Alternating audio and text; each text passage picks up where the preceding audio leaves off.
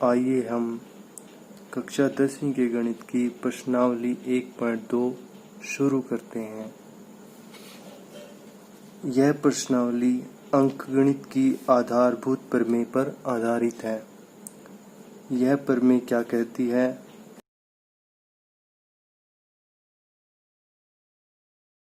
आइए एक उदाहरण के तौर पर से समझ लेते हैं। जैसे कोई संख्या है 40। अब 40 के गुणनखंड निकाल के देखते हैं। पहले क्या आएंगे? 20, 10, 2, 5। तो 40 के गुणनखंड ये आए। 40 भाज्य संख्या है और उसके गुणनखंड आए हैं। आइए हम इन्हें लिख लेते हैं। 2 गुना में 2 गुना में 2 गुना 5।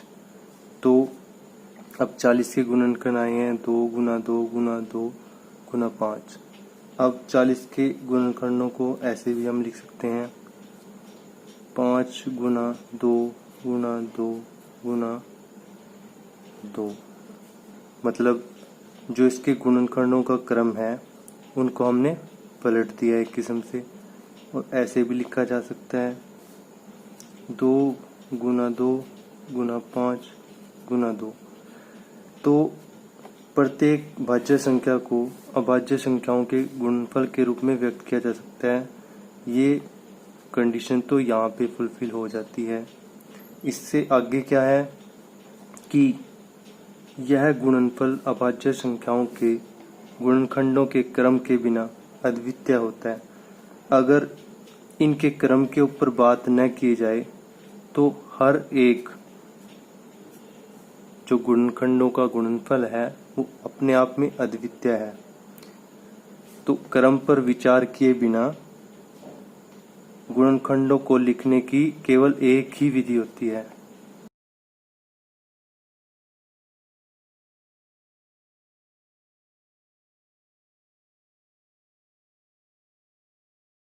ठीक है, तो आइए हम एक्सरसाइज का प्रश्नावली का पहला सवाल करते हैं। निम्नलिखित संख्याओं को अभाज्य गुणनखंडों के गुणनफल के रूप में व्यक्त करें। तो हम इसे कैसे करते हैं आइए देखते हैं।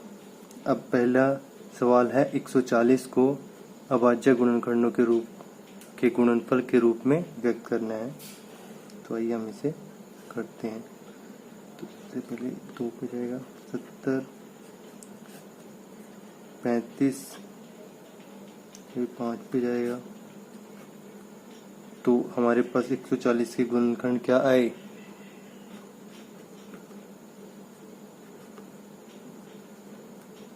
2 गुना 2 गुना 5 गुना 7।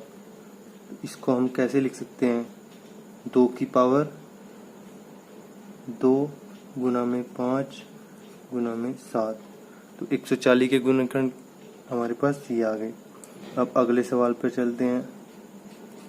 पहले सवाल का दूसरा पार्ट 156 के गुणनखंड। अब सबसे पहले ये 2 से जाएगा 214, फिर 2 पे जाएगा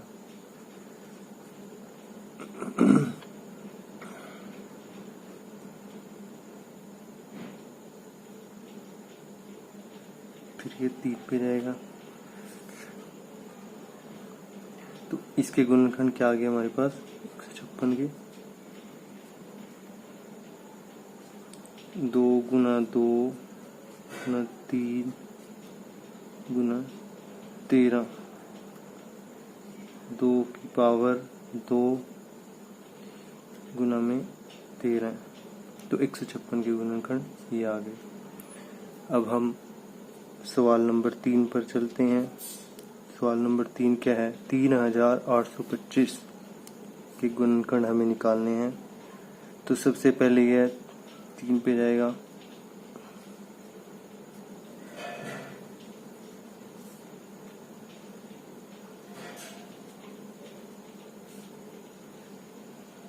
फिर 5 पे जाएगा, 5 25, फिर 5 पे जाएगा, 5 7 35, तो 38 25, 3825 के गुणनखंड क्या है हमारे पास? 3 गुना में 3 गुना 5 5 17, इसको हम कैसे लिख सकते हैं? 3 की पावर 2, 5 की पावर 2 गुना में 17, तो ये ठीक है। तो आइए हम इसके चौथे पार्ट को करते हैं।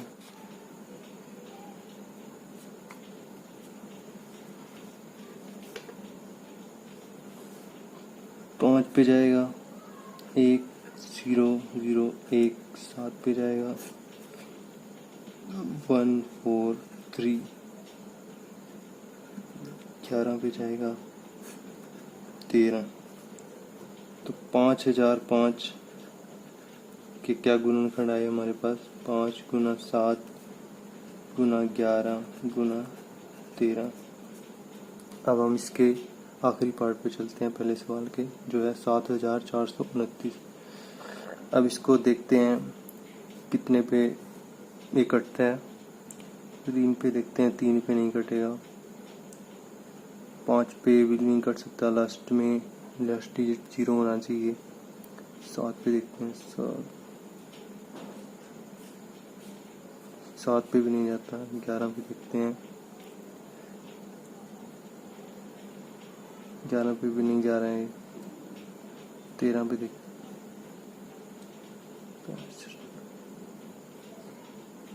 ये 13 पे भी नहीं जा रहा है। ये 17 पे जाएगा,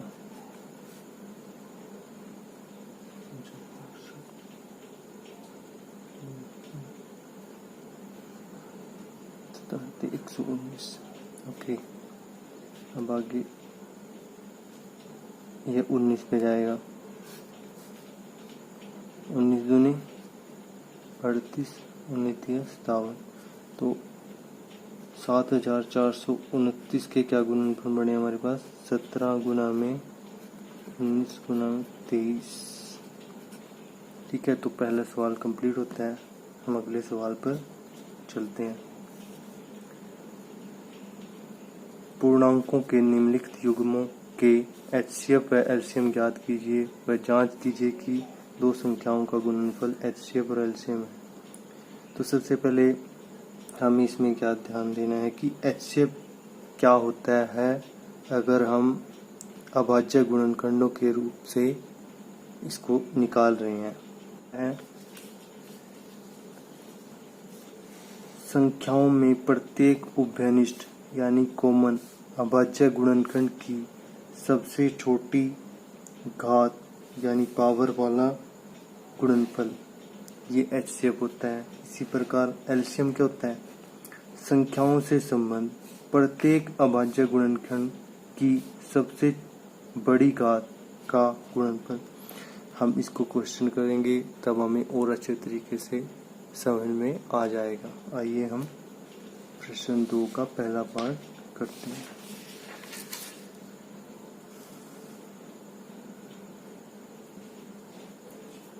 पहला पार्ट क्या है?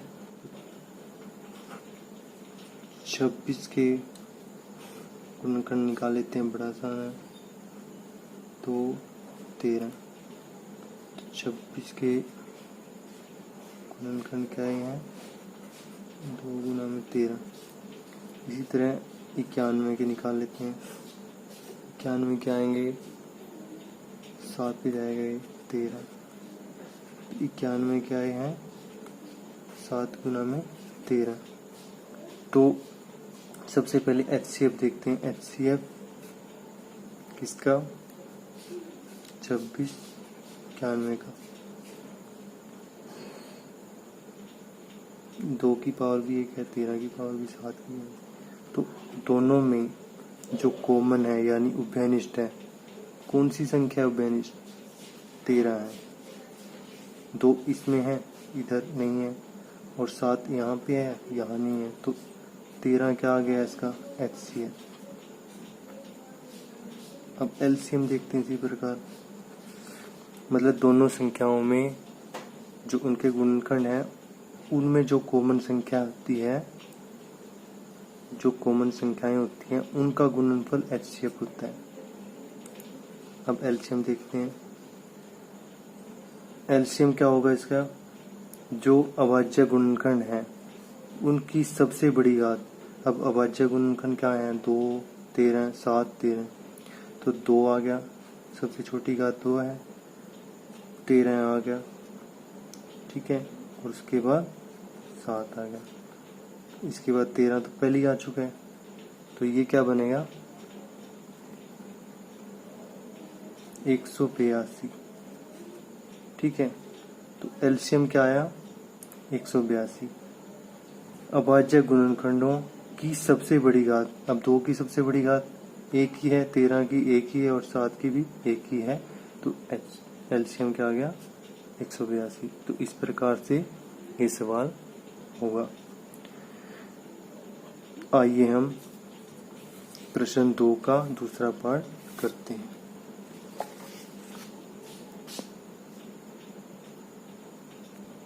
आइए हम 510 के गुणनखंड करते हैं।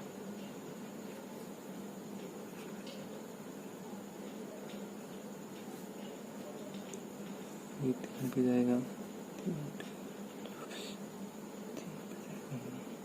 ये 5 पे जाएगा, 17, 85, तो ये 510 के गुणनखंड आ गए। 3 गुना 5 गुना 17। अब इसी तरीके से 92 के निकालते हैं।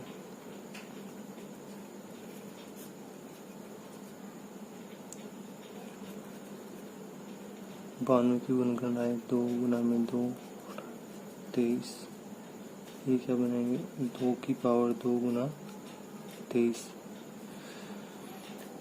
यहाँ पर HCF 510 व 92, तो दोनों में उभयनिष्ठ गुणनखंड कौन सा है और उसकी सबसे छोटी घात कौन सी है, देखते हैं। 2 यहाँ पे भी 2 और 2 की घात यहाँ पे 1 है, यहाँ पे 2 है, छोटी घात कौन सी है 1, तो इसका उत्तर कितना आ गया 2। HCF कितना आ गया हमारे पास 2। हम LCM निकालते हैं 510 92। LCM क्या आएगा इसका, जो सबसे बड़ी घात है, 2 की सबसे बड़ी घात 2, 3 की सबसे बड़ी घात 3, 5 की 1 है, 3 की सबसे बड़ी घात 1 है, 5 की 1, और इसके बाद 17 की 1 और फिर 23, ठीक है, 4 गुना में 15।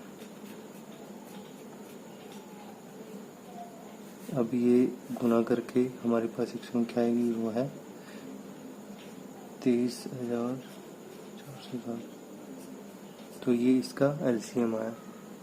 अब हम इसका तीसरा पार्ट देखते हैं, प्रश्न 2 का तीसरा पार्ट।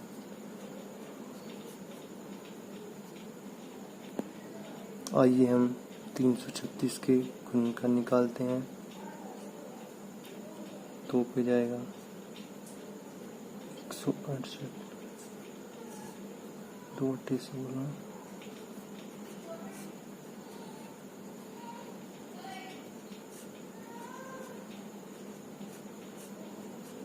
तो 336 के गुणनखंड क्या है हमारे पास, 2 गुना 2 गुना 2 गुना 2 7, तो यह है 2 की पावर 4 गुना में 3 गुना में 7, 54 के निकाल लेते हैं।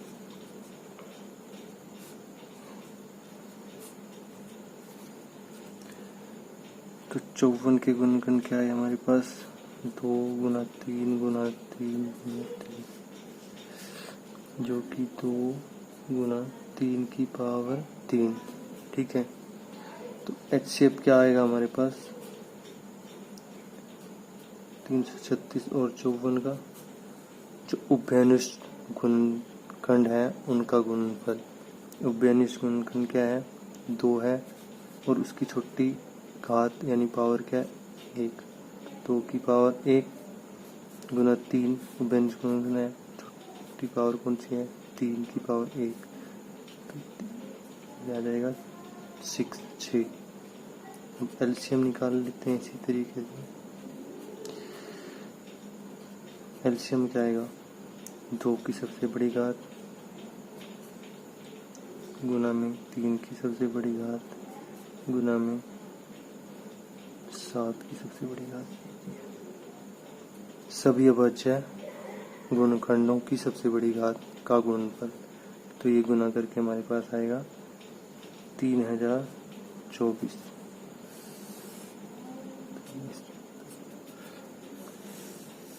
देखिए बड़ी ही आसानी से हम ये सवाल कर पा रहे हैं।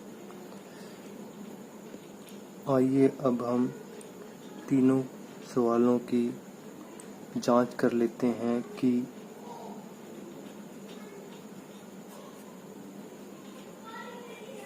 पहले क्वेश्चन की जांच कर लेते हैं। दोनों संख्याओं का गुणनफल किसके बराबर होगा? HCF गुना में LCM। तो पहले सवाल में हमारे पास दोनों संख्याएं क्या थी? 26 गुना में 91। ये क्या आएगा हमारे पास? 2366। और HCF कितना आया था हमारे पास? 13। और LCM कितना आया था हमारे पास? 182। ये भी कितना आएगा? 2366।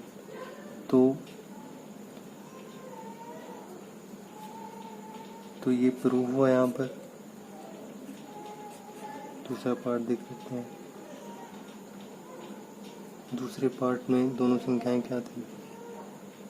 510 गुना में 92। 510 गुना में 92 करके आएगा हमारे पास 46,920। और HCF LCM की गुना करके देख लेते हैं क्या आएगा। HCF क्या आया था हमारे पास यहाँ पे? 2 गुना में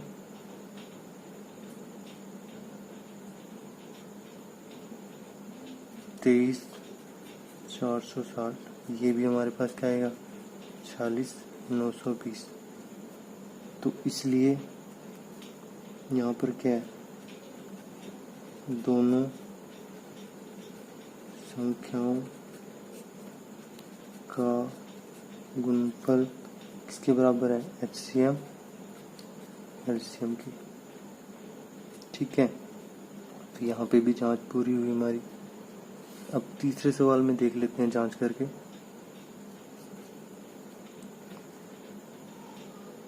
दोनों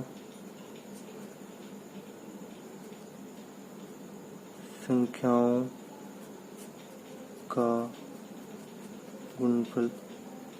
दोनों संख्याएं क्या है हमारे पास? 336 और 54। इनकी गुना करके हमारे पास आएगा 18,144। अब इनके HCF और LCM की गुना करके देख लेते हैं। वो है HCF कितने है? 6 और LCM कितना है? 3024। ये भी हमारे पास 18,144 आएगा। तो यहाँ पे भी ये प्रूव हुआ। दोनों संख्याओं का गुणनफल किसके बराबर हुआ? HCF और LCM के।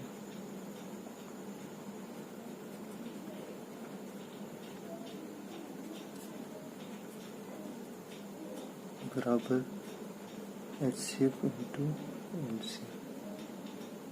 ठीक है, तो ये जांच हमारी यहाँ पर। सवाल नंबर 3 क्या है हमारे पास? अभाज्य गुणनखंड विधि द्वारा HCF और LCM निकालो। तो पहला सवाल क्या है हमारे पास,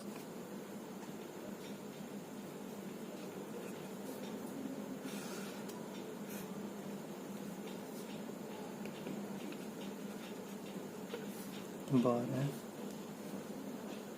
15, 21।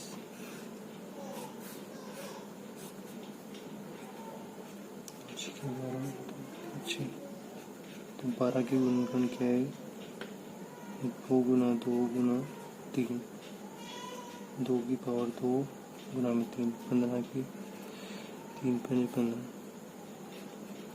15 के क्या है 5 और 21 का है 3 से 21, 3 गुना में 7। तो सबसे पहले HCF निकाल लेते हैं। 12, 15, 21 का HCF हमें पता है उभयनिष्ठ गुणनखंडों की सबसे छोटी घात वाले गुणनखंडों का गुणनफल।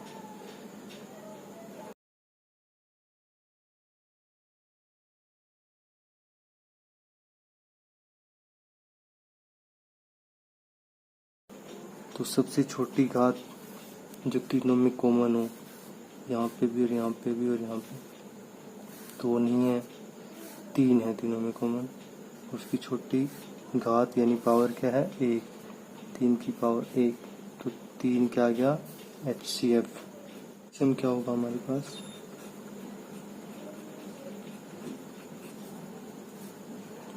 अभाज्य गुणनखंडों की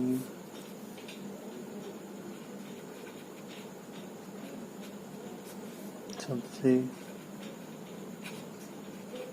घातों का गुणनफल। अब सबसे बड़ी पावर, जितने भी अभाज्य गुणनखंड हैं उनकी सबसे बड़ी जो पावर होगी उन सभी का गुणनफल हमारे पास LCM होगा।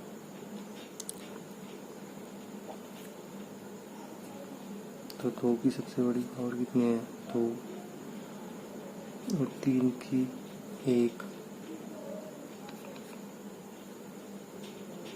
5 की 1, 7 की 1। तो इन सब की गुना करके हमारे पास क्या आएगा 420। तो 420 का LCM होगा। आइए हम दूसरा सवाल करते हैं। 17 के गुणनखंड 17 गुना 1, 23 के गुणनखंड 23 गुना 1 और 29 के गुणनखंड 29 गुना 1। ये सभी अभाज्य संख्याएं हैं, तो इनको आगे विभाजित नहीं किया जा सकता। तो इन HCF क्या होगा यहाँ पर 17, 23, 29 में कॉमन क्या है, जो उभयनिष्ठ गुणनखंड 1 है तो 1 HCF होगा। LCM क्या होगा इन तीनों की गुना करके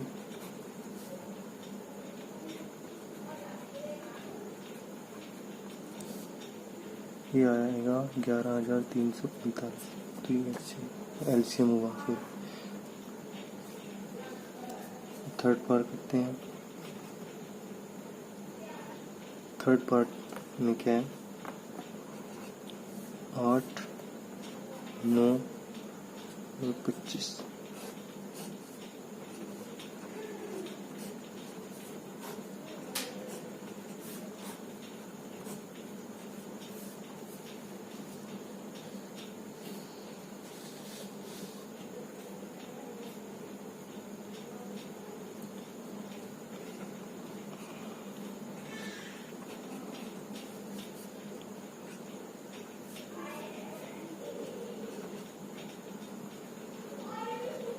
नौ बराबर 3 की पावर 2 और 25 बराबर 5 की पावर 2। HCF क्या होगा यहाँ पर 8, 9 और 25 का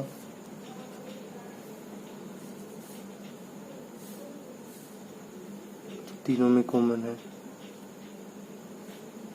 तीनों में कॉमन कोई नहीं है तो एक इसका HCF होगा, क्योंकि एक तो यहाँ पे सबकी गुना में है।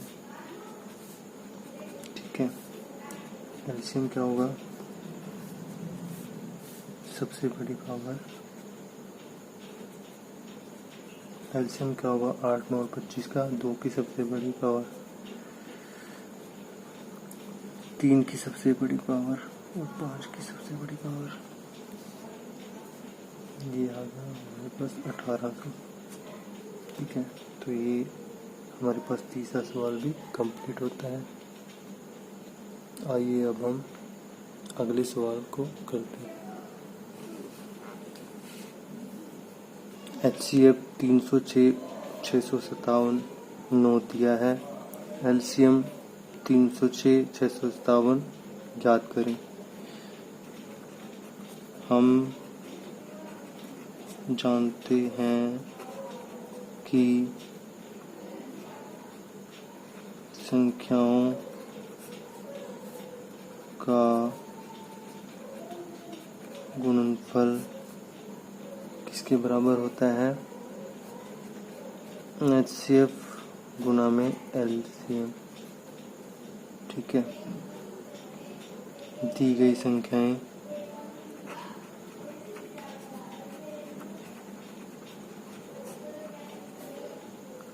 तीन सौ 6 व 657, HCF 306, 657, तो एलसीएम क्या होगा फार्मूला नंबर 1 से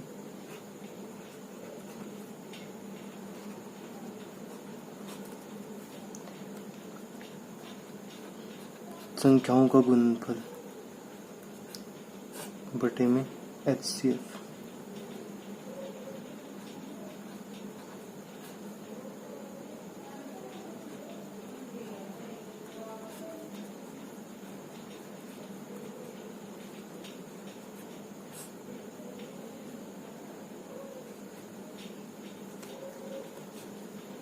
अब इसमें से करते हैं 36 और इन दोनों गुना करके हमारे पास क्या आएगा 22,338, ये उत्तर होगा इसका। तो हमारे पास एलसीएम क्या होगा 22,338। ठीक है, तो आइए अब हम अगला सवाल करते हैं। जांच कीजिए कि क्या किसी प्राकृत संख्या n के लिए संख्या 6 की पावर n अंक 0 पर समाप्त हो सकती है। तो इसे हम हल करेंगे। हम जानते हैं कि अगर कोई धनात्मक प्राकृत संख्या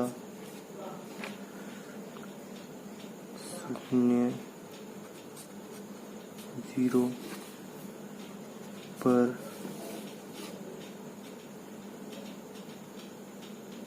समाप्त होती है तो वह 5 से विभाज्य जरूर होगी। वह 5 इसका अभाज्य गुणनखंड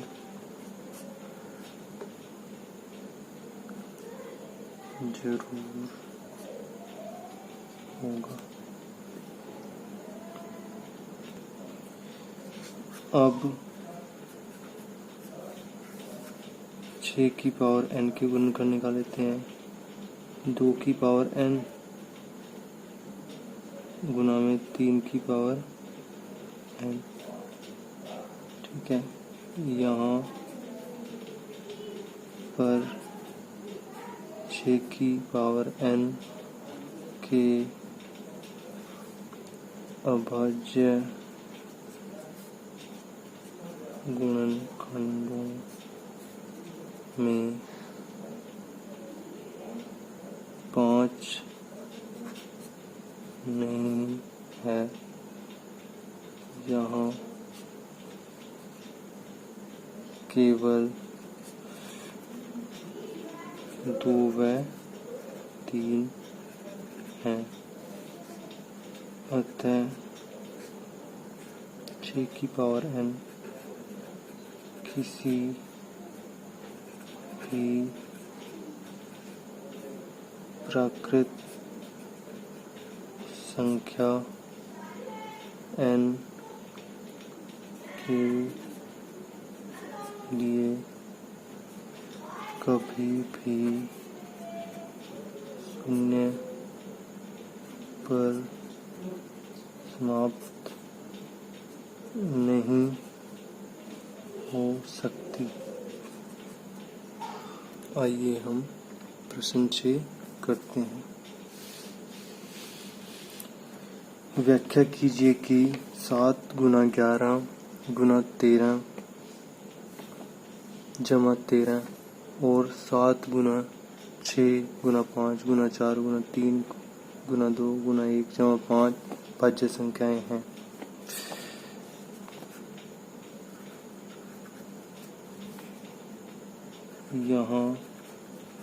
यहाँ पर क्या दिया हुआ है? पहली संख्या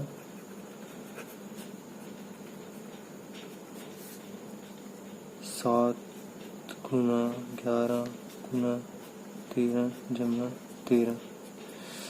अब यहाँ पे भी 13 उभयनिष्ठ है, यहाँ पे भी मतलब कॉमन है। 13 को कॉमन ले लेते हैं तो यहाँ पे अंदर क्या बचेगा हमारे पास? 7 गुना 11 जमा 1। तो इसको क्या लिख सकते हैं हम? 13 गुना में 7 गुना 11 जमा 1, यह 13 से विभाज्य है। दूसरी संख्या क्या है? 7 गुना 6 गुना 5 गुना 4 गुना 3 गुना 2 गुना 1 जमा 5। अब 5 यहाँ पर भी है, यहाँ पर भी है। 5 को हम कॉमन ले लेते हैं। अंदर क्या बचेगा? 7 गुना 6 गुना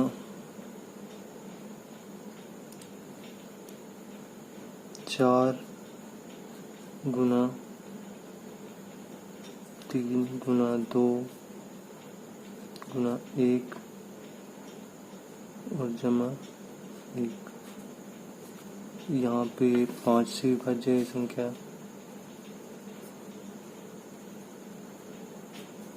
5 से विभाज्य है, इसलिए हम ये कह सकते हैं ये दोनों संख्याएं भाज्य संख्याएं हैं। आइए हम इस एक्सरसाइज के आखिरी सवाल की तरफ चलते हैं।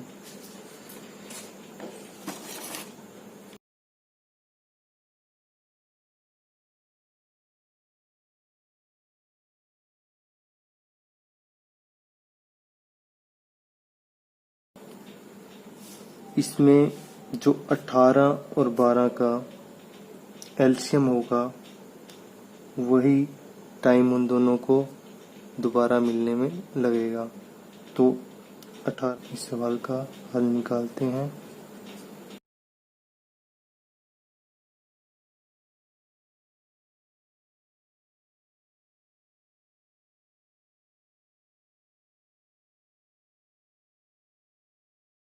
तो 18 के गुणनखंड निकाल लेते हैं। क्या बनेंगे 18 के गुणनखंड? 2 गुना 3 गुना 3 बराबर 2 गुना 3 की पावर 2। इसी तरीके से 12 के गुणनखंड क्या बनेंगे? 2 गुना 2 गुना 3 2 की पावर 2 गुना 3। ऐसे भी निकाल सकते हैं हम इनको। 18 और 12 की 12 2 6। ओके, तो यहीं से हमने यहाँ पे इनको डायरेक्ट लिख दिया। अब एलसीएम क्या होगा? 18 है 12, 2 की पावर सबसे बड़ी कौन सी है? 2 गुना में 3 की सबसे बड़ी पावर कौन सी है? 2। तो 9 का 36। अतः रवि व सोनिया एक ही स्थान पर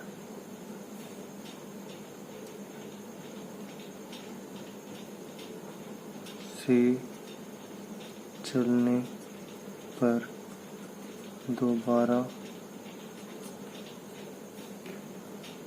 36 मिनट बाद मिलेंगे। तो हमारी 1.2 प्रश्नावली अब खत्म होती है। वीडियो देखने के लिए आपका धन्यवाद। आपका दिन शुभ रहे।